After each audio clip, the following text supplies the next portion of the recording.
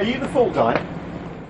In the world of banking, resignations don't happen very often, and so the decision by Barclays chairman Marcus Agius to fall on his sword was seen by his peers as the right thing to do.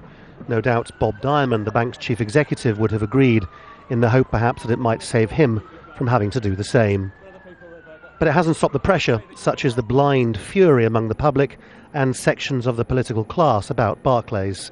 Many people, including one leading Liberal Democrat in the government coalition, have suggested the wrong man stood down. "Bob's still got to go," said Lord Oakeshott.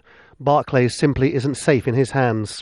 The board is so hopeless they've just shot the head of the firing squad and missed the prisoner." The growing fear is that the Barclays scandal masks a far greater issue of price rigging inside the banking system. The Royal Bank of Scotland, which was bailed out by and owned by the taxpayer in Britain, has already admitted that some of its traders were implicated. The Conservative-led government, which for so long has argued that the bank should be free from European regulation, has now announced it will introduce new rules, a code of conduct. We need to take action right across the board, introducing the toughest and most transparent rules on pay and bonuses of any major financial centre in the world, increasing the taxes banks must pay, ensuring tough civil and criminal penalties for those who break the law, and above all, clearing up the regulatory failure left by the last Labour government. And just as significant came the announcement that the Serious Fraud Office would take a hard look at potentially criminal activity over the fixing of the interest rate. None of this does anything for the reputation of the City of London.